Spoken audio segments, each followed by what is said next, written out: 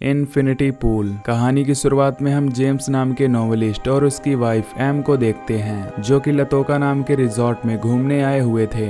ये जगह एक फिक्शनल सी साइड कंट्री होती है, जिससे यहाँ के रूल्स काफी अलग होते हैं। खैर, जेम्स और एम सुबह उठकर अपने होटल के बाहर देखने लगते हैं और फिर दोनों साथ में ब्रेकफास्ट करते हैं, जिस दौरान होटल का मैनेजर अपनी टीम के साथ सभी गेस्ट को एंजॉय करने को कहता है। यहाँ होटल के स्टाफ अजीब से मास्क पहने हुए होते हैं, जिससे जेम्स और एम को बहुत हैरानी होती है। असल में इस देश में एक लोकल फेस्टिवल होने वाला था, इसलिए वो सभी इस तरह के मास्क पहनकर घूम रहे होते हैं। खैर, एम ब्रेकफास्ट करते हुए जेम्स से कहती है कि मैं डिनर के लिए लोकल रेस्टोरेंट में जाना चाहती हूँ, जिस पर जेम्स उसे मना कर देता है, क्योंकि होटल मैनेजर ने सभी गेस्ट को बताया था कि इस देश के लोग बहुत गरीब हैं और वो यहाँ आने वाले टूरिस्ट को लूट लेते हैं। साथ ही इस देश में गरीबी होने के कारण यहाँ का क्राइम रेट भी बहुत ज्यादा है, इसलिए जेम्स सेफ्टी के लिए एम को बाहर ले जाने से मना कर देता है। अब एम जेम्स से यहाँ से जाने की बात करती है, क्योंकि उन दोनों को यहाँ से 3 दिन में वापस लौटना था। इसके बाद एम बीच पर घूमने निकल जाती है। कुछ देर बाद जेम्स भी बीच पर आ जाता है और देखता है कि एक आदमी बुरी तरह से लोगों के सामान पर गाड़ी चला रहा है। इसी दौरान एक लड़की जेम्स के पास आती है और गाड़ी चलाने वाले आदमी को गालियां देने लगती है। फिर वो जेम्स से बात करती है और अपना नाम गैबी बताती है। यहाँ गैबी जेम्स से बताती है कि मैं तुम्हें पहचानती हूँ। ये सुनकर जेम्स चौंक जाता है, क्योंकि वो आज से पहले गैबी से कभी नहीं मिला था। तब गैबी उससे बताती है कि मैंने तुम्हारी बुक पढ़ी थी और मैं तुम्हारी बहुत बड़ी फैन हूँ। जिस पर जेम्स कहता है कि मेरी बुक लोगों को पसंद नहीं आई, जिस वजह से मेरी बुक इतनी फेमस नहीं हो पाई। लेकिन गैबी की बातें सुनकर जेम्स को बहुत खुशी होती है। तभी वहाँ गैबी का हस्बैंड एल्बन आ जाता है और गैबी जेम्स से अपने हस्बैंड को इंट्रोड्यूस कराती है। तब गैबी जेम्स को डिनर के लिए इनवाइट करती है, इसलिए रात होने पर जेम्स अपनी वाइफ के साथ गैबी के बताए रेस्टोरेंट में जाता है। यहाँ सभी अपने काम के बारे में बात करते हैं, जिससे पता चलता है कि एल्बन एक इंटीरियर डिजाइनर है और गैबी कॉमर्शियल एड्स में एक्टिंग करती है। वहीं एम एक पब्लिशिंग कंपनी की ओनर है और बहुत अमीर है, जबकि जेम्स अपनी वाइफ के पैसों पर डिपेंडेंट है। यहाँ गैबी सभी को अपनी एक्टिंग स्किल दिखाती है, जिससे जेम्स काफी इम्प्रेस होता है। जिसके बाद गैबी जेम्स से उसकी अगली बुक के बारे में पूछती है, जिस पर वो बताता है कि मैं अपनी अगली बुक के इंस्पिरेशन के लिए यहाँ पर आया हूँ। अब डिनर खत्म करने के बाद जेम्स गैबी के साथ डांस करता है, जिससे वो गैबी की तरफ अट्रैक्ट होने लगता है। अगले दिन जेम्स और एम होटल के बाहर बात करते हैं, जहाँ एम उससे कहती है कि ये एक गरीब देश है और यहाँ क्राइम रेट भी ज्यादा है, इसलिए हमें अनजान लोगों के साथ बाहर नहीं जाना चाहिए। जिस पर जेम्स का कहना था कि हमने कल ही गैबी और एल्बन के साथ डिनर किया था और वो बहुत अच्छे लोग हैं। दरअसल आज एल्बन और गैबी ने जेम्स और उसकी वाइफ को अपने साथ घूमने के लिए कहा था। खैर, जेम्स किसी तरह अपनी वाइफ को मना लेता है और फिर वो चारों एक कार में बैठकर घूमने निकल जाते हैं। यहाँ जेम्स गैबी को बार बार देख रहा होता है, क्योंकि उसे गैबी अच्छी लगने लगी थी। अब खाना बनाते समय एल्बन सभी से डिनर के बारे में पूछता है। तभी जेम्स टॉयलेट करने के लिए दूर चला जाता है, जिस दौरान गैबी भी उसके पास आ जाती है और उसे पकड़कर प्लीजर देने लगती है। फिर जेम्स को सेटिस्फाई करने के बाद गैबी वहां से चली जाती है। फिर वो चारों अपनी ट्रिप को एंजॉय करते हैं और खाना बनाते हैं, जिसके बाद वो सभी नशे की हालत में अपने रिजॉर्ट के लिए निकल जाते हैं। तब जेम्स कार को ड्राइव करता है, लेकिन अचानक गाड़ी की लाइट ब्लिंक करने लगती है, जिससे जेम्स का ध्यान भटक जाता है और वो गलती से वहाँ के एक लोकल आदमी के ऊपर कार चढ़ा देता है। ये देखकर सभी लोग कार से बाहर आते हैं और देखते हैं कि वो आदमी मर चुका है। तब जेम्स पुलिस के पास जाने का कहता है। ये सुनकर गैबी उससे कहती है कि हम पुलिस को नहीं बुला सकते, क्योंकि ये देश करप्ट है और हम यहाँ सेफ नहीं हैं। ये जानकर जेम्स गैबी की बात मान जाता है और फिर चारों रिजॉर्ट में लौट जाते हैं। अगली सुबह जेम्स के गेट को कोई नॉक करता है। जब जेम्स गेट ओपन करके देखता है तो वहाँ पुलिस आई हुई होती है। अब जेम्स को मर्डर के केस में अरेस्ट कर लिया जाता है। जेल में डिटेक्टिव थ्रेस जेम्स के पास आता है और उसे बताता है कि तुमने यहाँ के लोकल आदमी को अपनी कार से मार डाला है, इसलिए इस देश के रूल के हिसाब से इस क्राइम की सजा मौत है और तुम्हें उस मरे हुए आदमी के पहले बेटे द्वारा मारकर सजा दी जाएगी। साथ ही डिटेक्टिव बताता है कि इस देश में जस्टिस करने का एक यूनिक सिस्टम भी है, जिसमें हम क्रिमिनल से पैसा लेकर उसका क्लोन बनाते हैं और असली क्रिमिनल की जगह उस क्लोन को सजा देकर उसे मार देते हैं। अब क्योंकि जेम्स की वाइफ काफी अमीर है इसलिए जेम्स उस डिटेक्टिव को क्लोन बनाने के लिए पैसा देने को कहता है, जिसके बाद डिटेक्टिव जेम्स से एक कागज पर साइन करवाता है। इसके बाद जेम्स कार्ड से कुछ पैसे निकाल कर उन्हें दे देता है। फिर डिटेक्टिव उसके सारे कपड़े निकलवा कर उसे एक केमिकल से भरे हुए रूम में भेज देता है, जहाँ जेम्स को बहुत अजीब महसूस होता है। थोड़ी देर बाद जेम्स इमेजिन करता है कि वो गैबी के साथ न्यूड खड़ा है।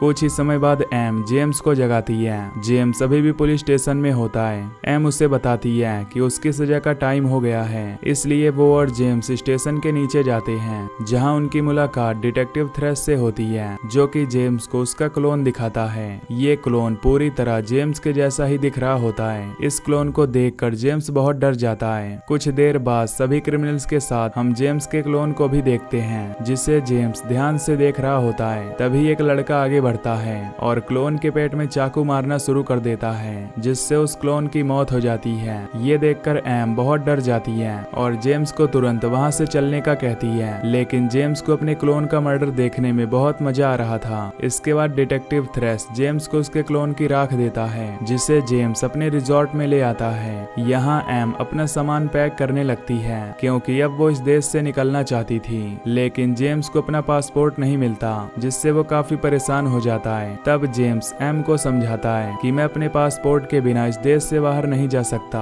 इसलिए तुम्हें अकेले ही अमेरिका लौटना होगा और मैं पासपोर्ट ढूंढकर कुछ ही हफ्तों में वापस आ जाऊंगा। पर एम जेम्स को अकेले छोड़ना नहीं चाहती थी, लेकिन जेम्स के समझाने पर एम उसकी बात मान जाती है। अगली सुबह जेम्स रिसेप्शनिस्ट से होटल रूम में एक सप्ताह और रुकने का कहता है। इसके बाद वो गैबी और एल्वन से मिलता है। यहाँ गैबी को जेम्स के बारे में सब कुछ पता है कि उसके साथ क्या हुआ है। साथ ही वो इस देश की जस्टिस करने वाली यूनिक सिस्टम के बारे में भी जानते थे। गैबी जेम्स को अपने एक ग्रुप से मिलवाती है, जिन्हें इस देश में सीरियस क्राइम्स के लिए दोषी ठहराया गया था। असल में इन टूरिस्ट ने भी 2 लोगों का मर्डर किया था, क्योंकि वो जानते थे कि इस जगह पर उनके क्लोन को सजा मिलती है। इसके अलावा जेम्स के साथ जो भी हुआ उसका प्लान गैबी ने ही बनाया था। इस तरह जेम्स को अपनी न्यू बुक के लिए इंस्पिरेशन मिलती है।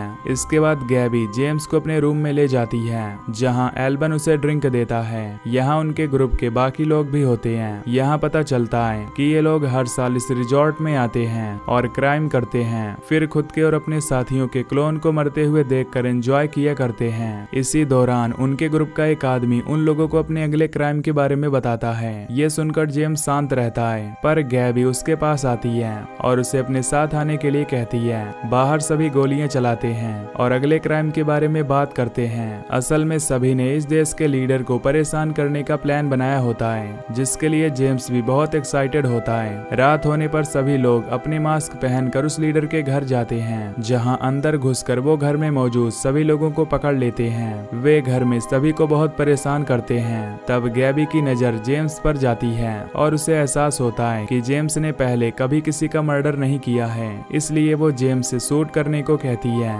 लेकिन जेम्स उस लीडर को मारने से डरता है। तभी उस लीडर का गार्ड वहां जाता है और उन लोगों पर शूट करने लगता है, जिससे एल्बन को गोली लग जाती है। ये देखकर गैबी गुस्से में उस गार्ड पर गोलियां चलाने लगती है, जिससे उस घर में मौजूद लीडर की गर्लफ्रेंड, मेड और गार्ड मारे जाते हैं। इसके बाद वो सभी एल्बन को लेकर होटल में लौट आते हैं, जहां सभी गेस्ट इंडियन बॉलीवुड डांस देख रहे होते हैं, जिससे किसी का भी ध्यान एल्बन पर नहीं जाता है। अगले दिन हम गैबी और उसके ग्रुप को जेल में देखते हैं, जहां सभी आपस में बातें करते हुए कहते हैं कि उन्होंने कल रात बहुत मजा किया। तभी डिटेक्टिव थ्रेश वहां आता है और सभी से कहता है कि तुम लोगों ने अपनी सारी हदें पार कर दी है। इसके बाद कुछ ऑफिसर्स वहां आते हैं और उन्हें सजा देने वाली जगह पर ले जाकर बांध देते हैं, जहां बारी बारी से सबका गला काट कर उन्हें मार दिया जाता है।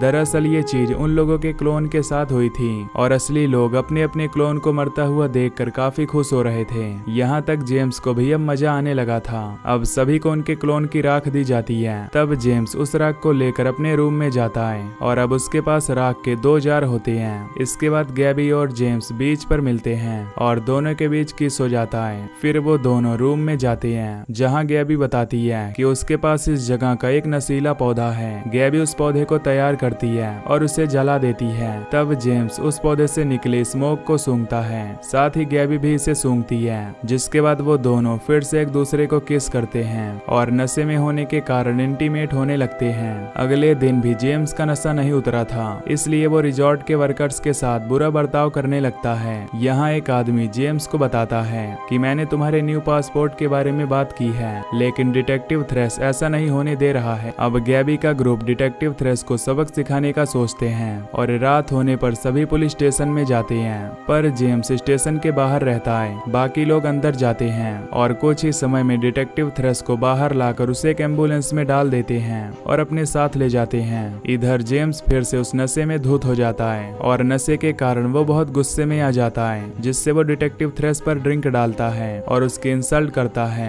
डिटेक्टिव थ्रेस को पीटने के बाद वो सभी उस पर टॉयलेट करने लगते हैं। साथ ही एल्बन भी उनका साथ देता है, जिससे गैबी उसे देखकर मुस्कुराती है और फिर वो डिटेक्टिव थ्रेस के फेस से कपड़ा हटा देती है। यहाँ पता चलता है कि वो डिटेक्टिव थ्रेस नहीं बल्कि जेम्स का क्लोन है। असल में गैबी ने जेम्स के साथ मजाक करने के लिए ये सब प्लान किया था। यहाँ सभी लोग जेम्स का मजाक उड़ाते हुए उस पर हंसने लगते हैं, जिससे जेम्स को बहुत बुरा लगता है और वो वहाँ से भागकर अपने रूम में चला जाता है, जहाँ जेम्स बहुत शर्मिंदा होता है और अब उसे समझ आ जाता है कि गैबी और उसका ग्रुप बहुत पागल है, जो किसी को भी मार सकते हैं। सभी लोग जेम्स को बाहर बुलाते हैं, लेकिन अब से जेम्स उनके साथ क्राइम नहीं करना चाहता था। इसके बाद जेम्स टॉयलेट में जाकर अपना पासपोर्ट निकालता है। यहाँ हमें पता चलता है कि जेम्स ने जानबूझकर अपना पासपोर्ट छिपाया था, क्योंकि वो इस जगह पर थोड़े दिन और रुकना चाहता था। अब जेम्स अपने होटल से चुपचाप बाहर निकलता है और एयरपोर्ट जाने के लिए एक बस में बैठ जाता है, पर रास्ते में गैबी और उसके साथी जेम्स को रोकने आते हैं, जिन्हें देखकर जेम्स बहुत डर जाता है और गैबी अपनी गन दिखाकर बस को रोक देती है और सभी को जान से मारने की धमकी देती है। इसलिए जेम्स चुपचाप बस से बाहर आता है और गैबी उसे पैदल चलाकर अपने साथ ले जाने लगती है। तब गैबी बताती है कि हम हर साल यहाँ आते हैं और किसी नए टूरिस्ट को पकड़कर उसका मजाक उड़ाते हैं, यानी कि ग्रुप में आए नए मेंबर के इंसल्ट करने में उन्हें बहुत खुशी मिलती है। साथ ही गैबी कहती है कि मैंने तुम्हारी कोई बुक भी नहीं पढ़ी है। तभी जेम्स गैबी की गन छीनने की कोशिश करता है, लेकिन गैबी उसके इरादों को समझ जाती है और अपनी गन को जेम्स पर पॉइंट करती है। तब डर कर जेम्स वहाँ से भागने लगता है, जिससे गैबी उस पर शूट करती है और जेम्स के पैर में एक गोली लग जाती है, पर किसी तरह वो पास के जंगल में भाग जाता है और एक खेत में जाकर बेहोश हो जाता है। तभी वहाँ की लोकल फैमिली उसे देख लेती है और अपने घर लाकर उसका इलाज करती है। कुछ घंटों के बाद जब जेम्स को होश आता है तो वो खुद को एक घर में पाता है, जहाँ वो उसी लड़के को देखता है जिसके पिता को उसने एक्सीडेंट में मार डाला था और फिर उस लड़के ने उसके क्लोन को मारकर सजा दी थी। ये लड़का जेम्स के पास आता है और उसका गला दबाने लगता है, लेकिन ये सब उसका सिर्फ हेलुसिनेशन था। इसके बाद जेम्स बेड से उठकर उस घर के बाहर जाता है, जहाँ गैबी और उसका ग्रुप पहले से ही उसका इंतजार कर रहा होता है। यहाँ गैबी जेम्स से माफी मांगती है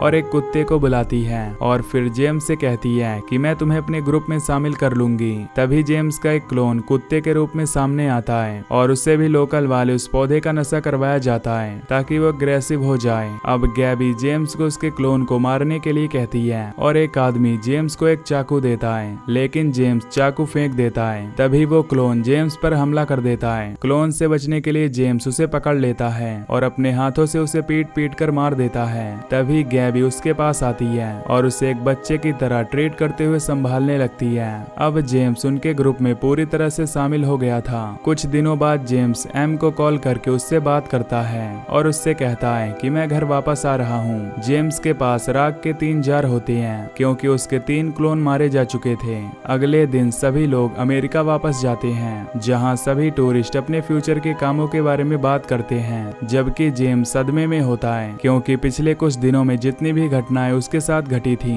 वो उसके दिमाग से बाहर नहीं जा रही थी। इसलिए जब वो फ्लाइट का वेट कर रहा होता है तब वो इस कंट्री में रुकने का डिसाइड करता है और हम उसे मानसून के मौसम के दौरान उस बंद रिजॉर्ट में अकेला बैठा हुआ देखते हैं। दरअसल इस मूवी में दिखाया गया है कि अगर अमीर लोगों को पैसों के बदले क्राइम माफ कराने की इजाजत दी जाए तो वो बहुत ज्यादा क्राइम करने लगेंगे। तो मैं मिलता हूँ आपसे नेक्स्ट वीडियो में। Till then take care, love you, bye bye.